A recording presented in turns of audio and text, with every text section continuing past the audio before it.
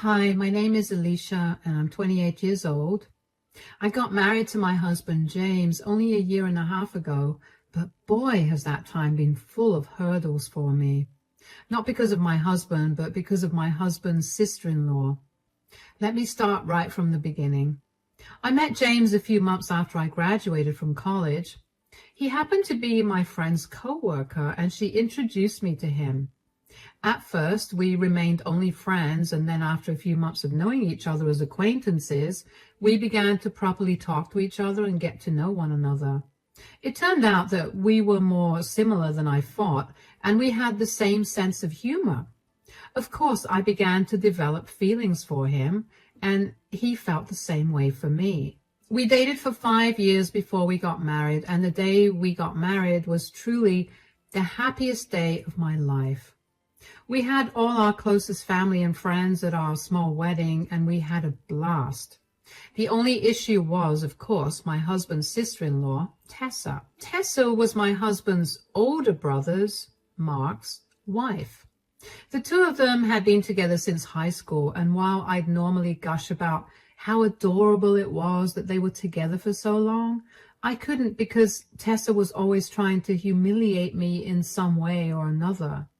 I don't know what Tessa had against me, but ever since James introduced me to his family, she hated me. One thing about James's family is that they're very tight-knit. James only has his mother and his brother, and they're very close. I'm talking meet every week kind of close. Naturally, being with them meant having a good rapport with their mother, Lydia.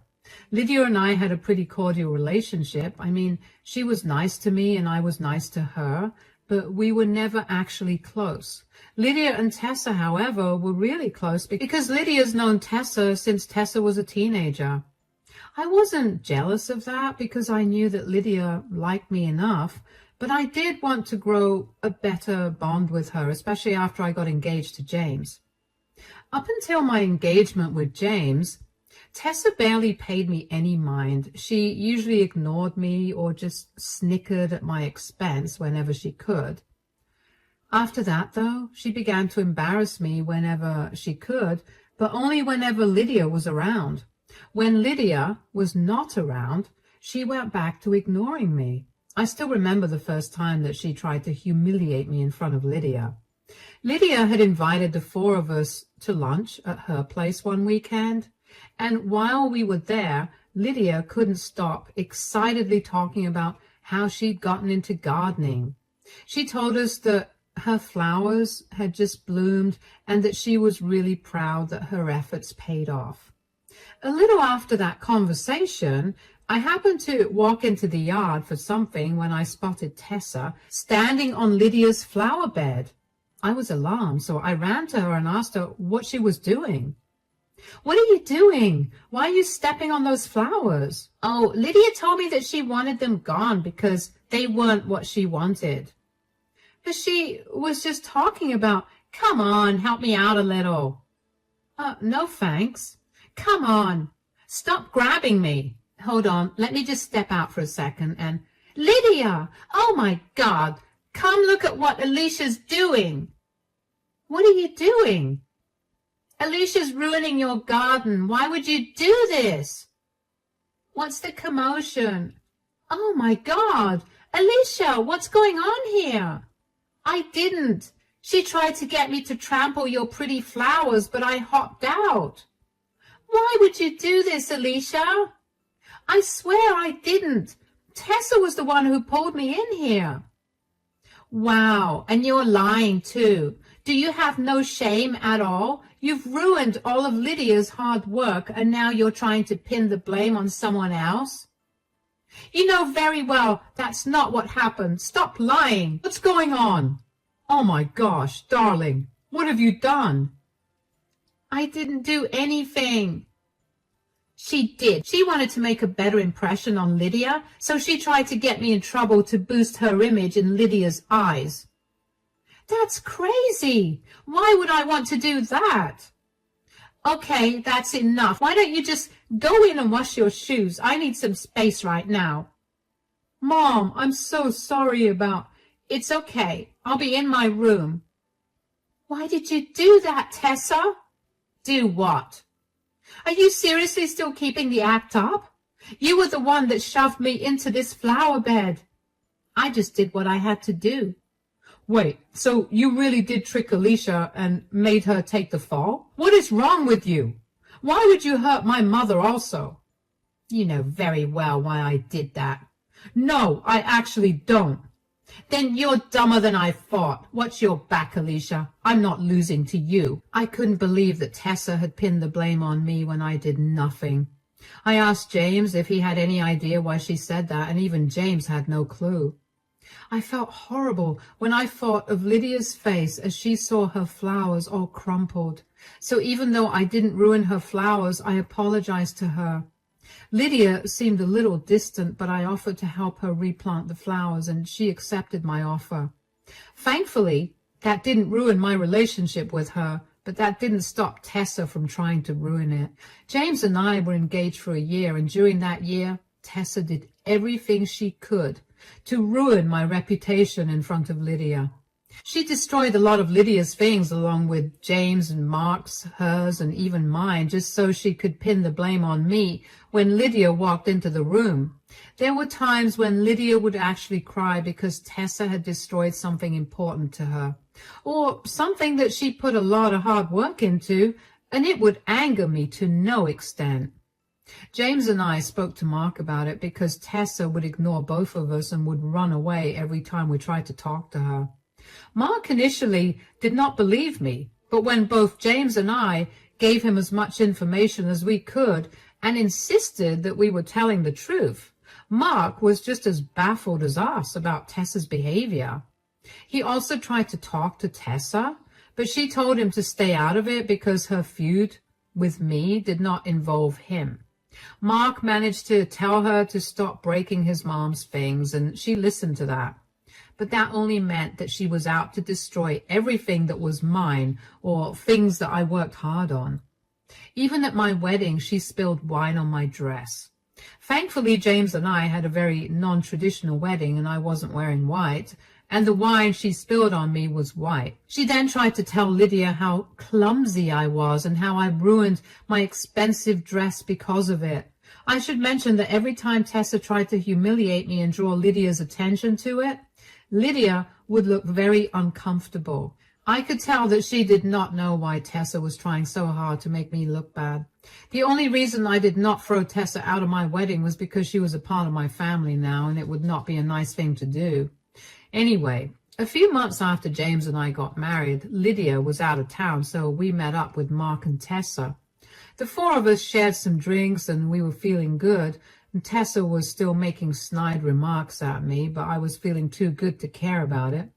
Eventually, though, I don't remember how, but we got to talking about wacky family traditions. Our family has some wacky traditions, too. Oh, really? How could it possibly be wackier than my family passing on an heirloom of my great-great-great-great-great-grandfather in a bath with a duck?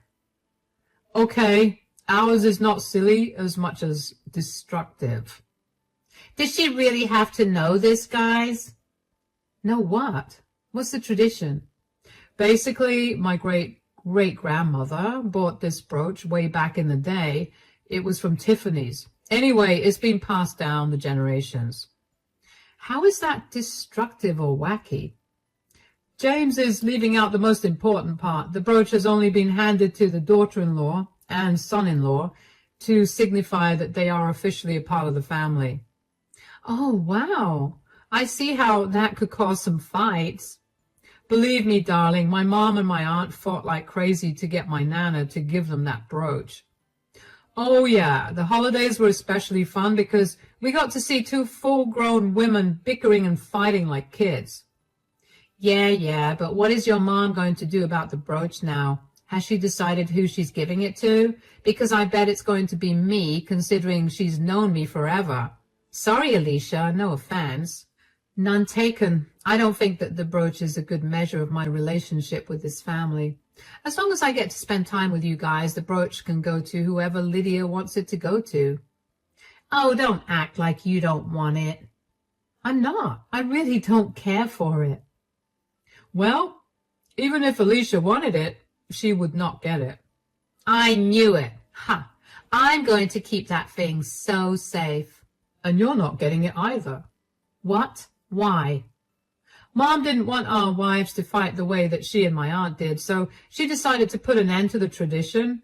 I mean, thank God, because I don't think I'd be able to deal with those kinds of fights as an adult. But your mom could change her mind, right? Sure, but Mom's usually very stubborn, and when she makes a decision, she sticks to it, unless something big happens and forces her to change it. Wow. Okay, guess that's a challenge for us, Alicia. I'm not taking that as a challenge. I don't care about it. I just told you that. We'll see what your attitude is when the time comes. Mark changed the subject quickly after that because he sensed the tension growing in the room, and James and Tessa joined him too. But I couldn't stop thinking about the brooch and the tradition regarding it, and then it clicked in my head. Tessa was treating me badly because she wanted the heirloom. It was a hunch, but it was the best hunch I had. That would explain why she only humiliated me when Lydia was around. I couldn't understand why she needed the brooch to prove her place in the family when she and Lydia already had a much better and closer relationship than I did with Lydia. I couldn't think of an argument to answer that question, but I was sure that Tessa treated me that way because of that tradition. I shared that idea with James a few days later, and he too agreed that it was the best possible explanation. Since we didn't know why she would want the heirloom, we decided against telling Mark about it. We didn't want to start anything without having any solid proof. Dealing with Tessa's humiliation got slightly better, I guess because I was able to place why she was doing it. I knew that Tessa figured out that I had a hunch about why she was treating me that way because she began treating me even worse. My breaking point finally came on Lydia's 55th birthday. Lydia had invited us to her place for dinner since it was her birthday. I didn't want her to cook, so I offered to do the cooking. Luckily, Lydia's birthday fell on the weekend, so James and I went over to her place early in the morning so I could start preparing the meal. I had a huge meal planned in honor of Lydia, and I was very excited to have everyone eat it. I labored for hours in that kitchen while Lydia and James spent the day shopping and at the movies, an idea I suggested. When evening came, Mark and Tessa came over. I did my best to stay near my food at all times because I did not want Tessa to ruin all my hours of hard work. There was only one time when I left the kitchen, and that was only because I needed to use the washroom. I only left the kitchen after double-checking that Tessa was occupied in conversation with everyone else. When I got back to the kitchen, my heart dropped when I saw Tessa standing there tasting my food. She told me she was just checking it to make sure it tasted nice, and before I could taste it to make sure she hadn't tampered with it, she called everyone in to have dinner. James was the first to notice something was off with the food. Sweetie, what did you put in this food? Spices and veggies. Yes, but why is it so bitter and salty? It is? Oh my God, I swear it wasn't supposed to taste like that. What happened? Surprise, surprise, Alicia messed up Lydia's birthday dinner. Do you have any shame? This is why I said I'd take care of the cooking. I had been constantly taste testing the food. It didn't taste like this at all the entire time. It's okay, sweetie. We'll just order in. No, it's not okay. Alicia has been constantly messing up and she needs to be put in her place for it. Oh, come on now. What do you want me to do? Put her in time out? Please, she's a grown woman, and this was an honest mistake. I swear it was all perfect. You'll do anything but accept the fact that you've ruined Lydia's dinner, won't you? Where's your respect for Lydia? She's done nothing but be kind and understanding towards you, especially when all you've done is ruin her things. I have never once ruined her things, and you know it. You were the one who ruined them and blamed it on me. There, I said it. Wow, you're even more pathetic than I thought. You can't even own up to your mistakes, so you try to blame them on me. Wait a minute. I had not left the stove for hours when I was cooking. And everything was fine until I left it for 2 minutes to use the bathroom before I served the food. Did you tamper with the food, Tessa? Because when I came back from the washroom, you were in the kitchen and you told me you were tasting the food to make sure Lydia would like it.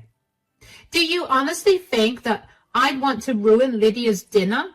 Unlike you, I actually care for and love her. Why can't you just admit that you don't like her? You've done everything but that. Anyway, girls, that's enough. I'm tired of this. Give me a minute. I'll be right back. Alicia, darling, I think we should go cool down a bit. Mark, talk to Tessa. And Tessa, you are not allowed to speak to Alicia that way. You're just upset I'm telling the truth. James pulled me away from the dining room because I was so mad that I was crying.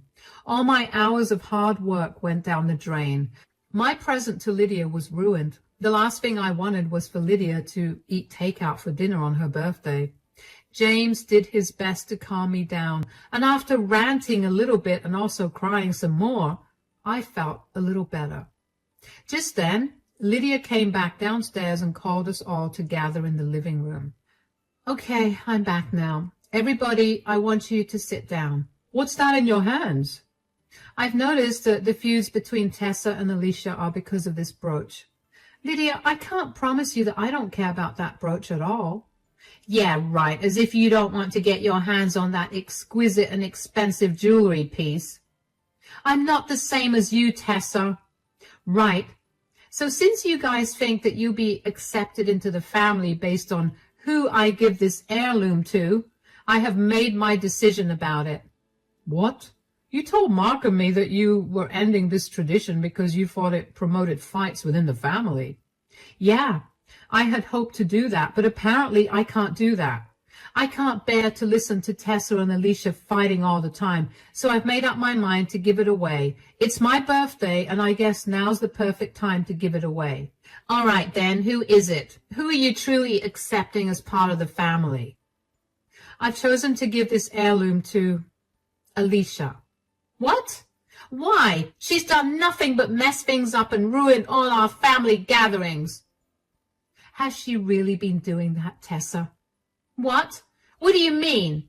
I saw you tamper with the food today, and I've noticed you doing everything you possibly can to ruin our time together, just so you can pin the blame on Alicia. I haven't said anything about it because I didn't want to embarrass you or make things worse. Well, it's not my fault. You pitted us against each other by bringing that expensive brooch in between us. I told both my sons that it wouldn't be going to either of you from the start. I planned on having both my sons share it. So tell us why you want the brooch so bad. I just want to be accepted into this family. Is that such a bad thing?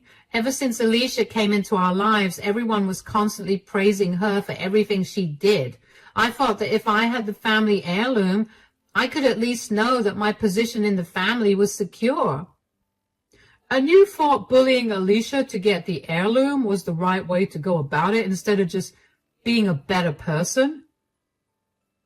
Tessa, I've known you since you were in high school.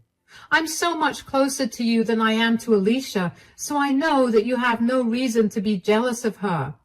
Tell us the real reason why you want the heirloom. There is no... Don't try to lie to me. You've made Alicia's life a nightmare over a brooch for the last few years, and I think she deserves at least some explanation for it. You wanted the brooch for something else, and I need to know why, too. Fine. I'm in deep debt, okay? What? I'd hoped to get the brooch so I could sell it and settle the debt. You planned on selling our family heirloom? How are you in debt? I started gambling, and I guess things got out of hand. You guess? How long have you been hiding this from me? None of that matters. What matters is that this is all Alicia's fault. How is this my fault? I don't want to see your face right now. I'm going home. Tessa stormed out of the house and left all of us confused.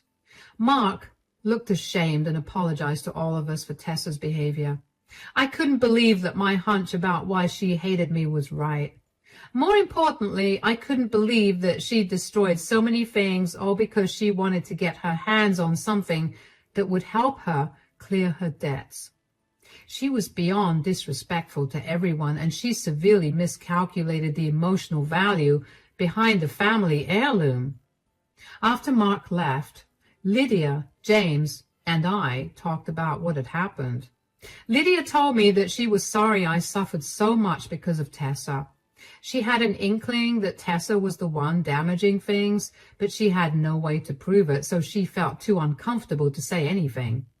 But seeing Tessa tamper with my food on her birthday made Lydia really angry and upset. She'd reached her breaking point. She'd put up with so much of Tessa's behavior for so long, but she was done after what she saw. She also had a hunch that Tessa was only doing all of that for the family heirloom, so she took a risk by bringing that into the conversation. I was so glad that Lydia had known what was going on and had acted in my favor. I didn't know how much longer I would have been able to put up with Tessa's behavior after that, and I knew that if I snapped, Tessa would have suffered a lot more than just humiliation. Lydia told me that day that she really did want me to have the brooch, but I told her that I was serious when I said that I didn't care much for it. So I told her to keep it and do whatever she wanted with it. Lydia seemed really happy with that. James and I didn't hear much from Mark after that day. For a good 2 weeks, we checked in on him to make sure that he was okay, but we couldn't get any information out of him.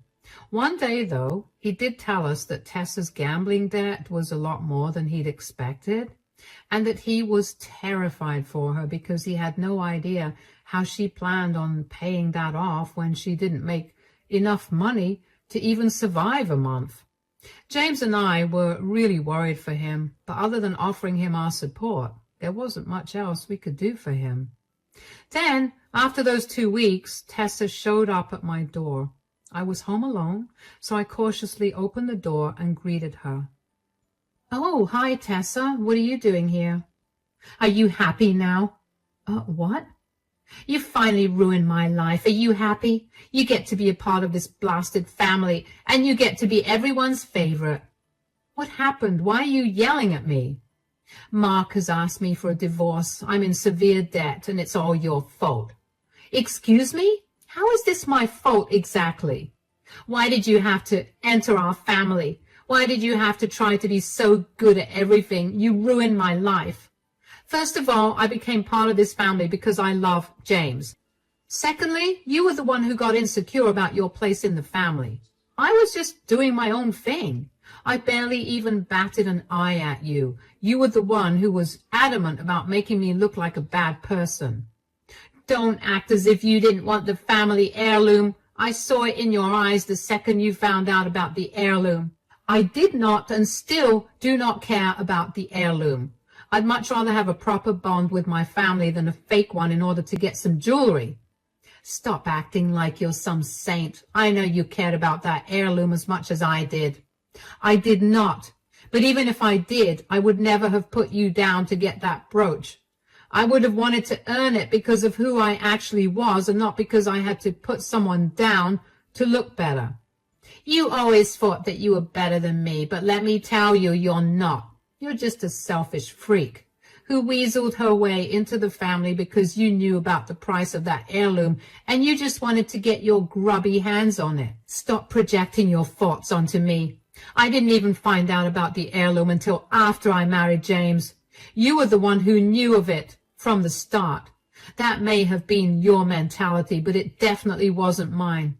And for the record, I have never thought that I was better than you. I admired you, but you've done enough to show me that there's nothing about you to admire. Whatever. I came here to tell you that you need to pay me back. Give me that brooch. I put up with this insufferable family for years, and I will not leave until I get that brooch. You came to the wrong place then. I gave it back to Lydia, so go ask her for it. I'm sure she'd appreciate you calling her insufferable. Why do you always have to ruin my life? Do you know why I started gambling in the first place? Because you made me so stressed out and it was the only way I could cope. And now Mark doesn't want me because of how much debt I've racked up, which is all your fault. He doesn't want to hear my reasoning at all. You have to make this right and get me the brooch. You've got some problems in your head if you genuinely think that your reasons are valid. Take this time away from this family to actually reflect on what you just said, because you sound insane. I'm not doing anything for you. I don't want to have anything to do with you either. I only put up with you because you were Mark's wife, and now that you're not, I don't want to see you. Bye. I was appalled by the audacity that Tessa had to demand that I get her that brooch. I couldn't believe that she still didn't see how wrong she was for thinking that way. I wondered how long she knew about the family tradition, and apparently she'd known about it since she and Mark had met, which means that she had probably only been with him because she knew the value of that brooch. Needless to say, Mark was pretty distraught after his marriage ended. I felt really bad for him, so James and I made sure to check in on him every day. We tried to spend as much time as we could with him so he would feel less alone. Tessa did not make the divorce easy for Mark. She kept fighting over every little thing and drawing the process out unnecessarily. It was a good thing they never had kids, because she would have made it horrifying for Mark. Mark heard through some mutual friends and Tessa's family that Tessa was not doing so well anymore. She'd been struggling financially and she had to pick up another job to make ends meet. Her family refused to take her in because they did not want to enable her gambling habit. It turns out that she's had the habit for a while and somehow managed to keep it a secret from everyone. As for Lydia and I, our relationship is doing great. All my anxiety about her not liking me was proven wrong. She told me that she'd like me way better than Tessa to begin with. I apologized for all the times that Tessa made me look like the bad guy by ruining some of Lydia's things, and Lydia was very kind and understanding about it. She assured me that I had nothing to apologize for, especially because I had nothing to do with it in the first place.